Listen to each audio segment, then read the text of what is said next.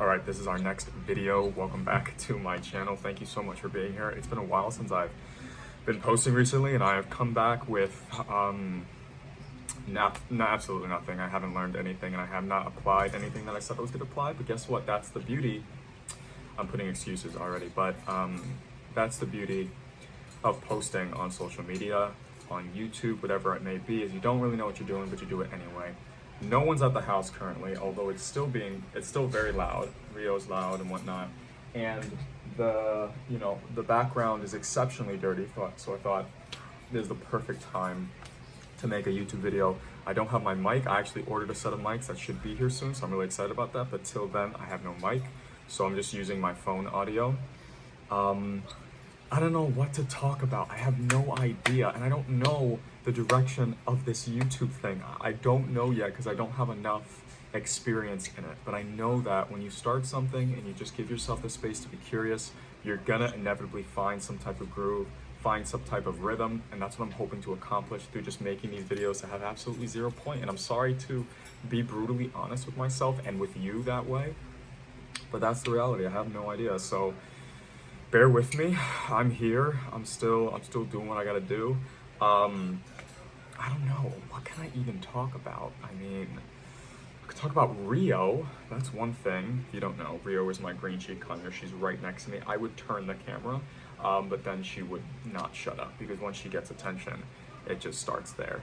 I'm working on a couple pieces right now for my art. I know you guys don't really see. I mean, if you follow me on Instagram, you'll know that I draw a lot and I create content around positivity and drawing and creativity and working out and philosophy sometimes, and even just the philosophy of posting and even just doing something you're interested in, even if you don't know what you're doing. And I'm working on, maybe I can show you that right now. I'm actually working on a piece, maybe you can see it right there. Sorry, the thing is so dramatic. There you go.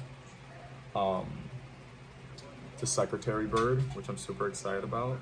I'm just doing the bass tones and everything, listing it out. Did more research for this piece exactly because I wanted to really encapsulate some of the biggest well-known traits and some of the coolest things that you see from the secretary bird.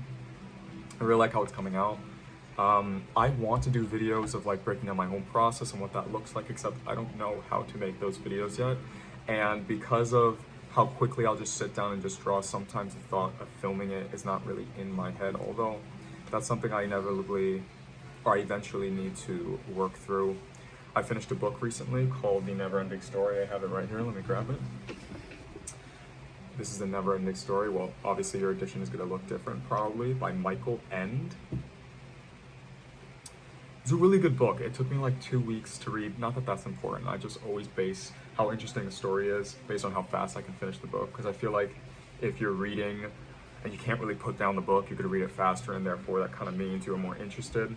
But sometimes that kind of goes hand in hand with motivation, so it's kind of hard to, that was loud. It's kind of hard to, I guess, put books into categories that way, but it was such an interesting read. It was a lot like Narnia, but lacked obviously the nostalgic element because I never read this book before and I didn't have any previous concept of what it was about.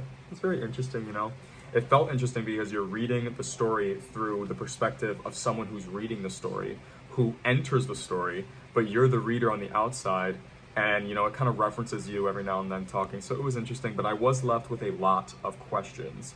There's a supreme overlord, not an overlord, that's the wrong thing, but the kind of goddess, maybe the deity, empress of the world called Fantastica, which is like Narnia in this case, and she's called a childlike empress.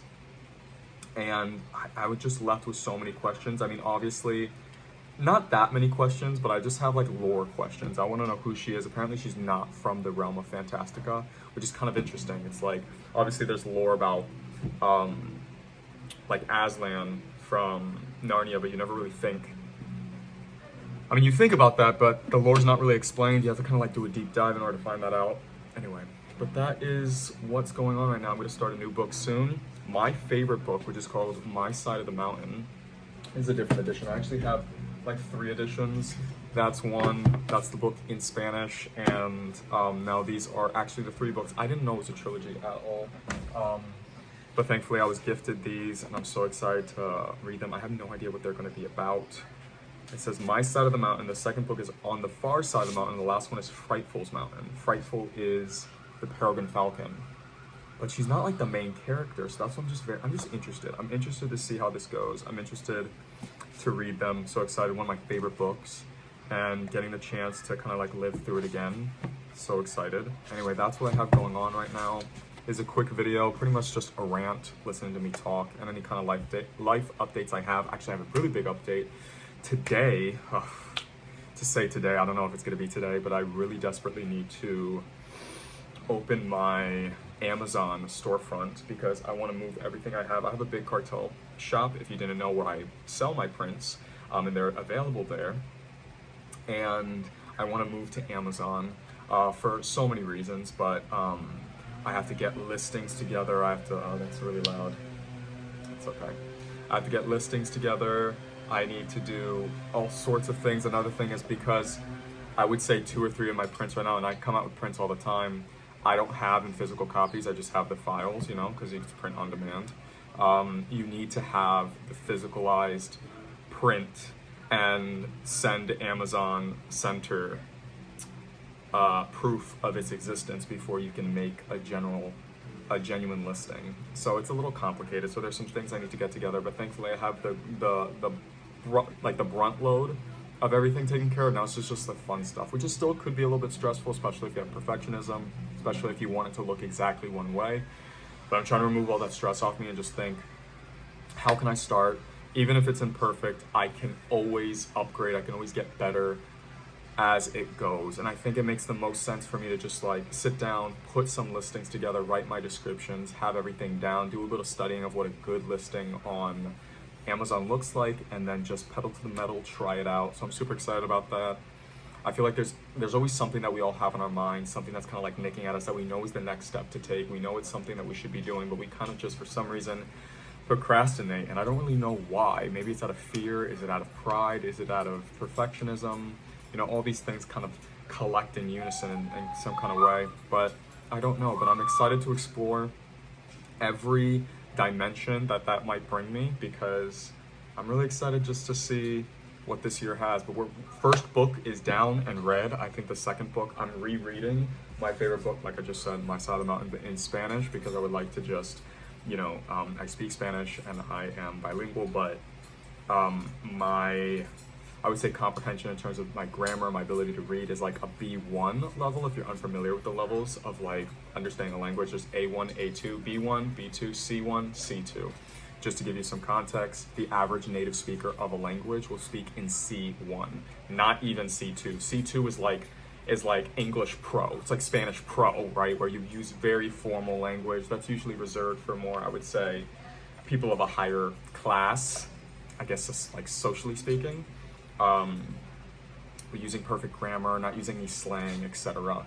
C1 is where most natives exist, so I speak and understand English on a C1 level. But my retention in terms of my comprehension and my ability to write it down is actually like B2, right? Slightly lower. That's pretty much the average for so many people. But in regards to Spanish, my comprehension in terms of grammatical, like literature, and that comprehension is B1 actually. So I want to get that higher, and I took a test on Preply, I believe, which is a little limiting, and all people kind of agree that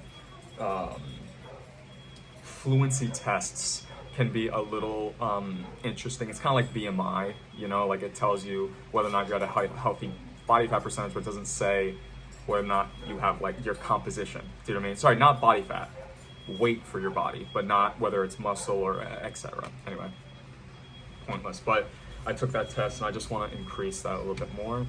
So I would like to read that in Spanish, but I don't know if that's asking too much of myself right now, because I'm really on a groove and I would like to actually jump into a new story that I haven't read before. So I think maybe hopping onto the second book of the trilogy, My Side of the Mountain, for the Far Side of the Mountain, is probably a really good idea. So I'm super excited about that. Hey, Sandy.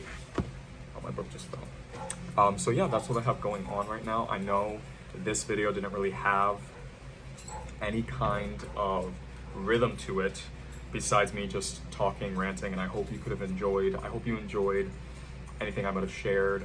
I would actually love to do a video about like my favorite books and what I'm reading right now, things like that. Oh, that's such a great idea. Things like that. That'd be fun. They could just title that, like this video that. You know what I mean?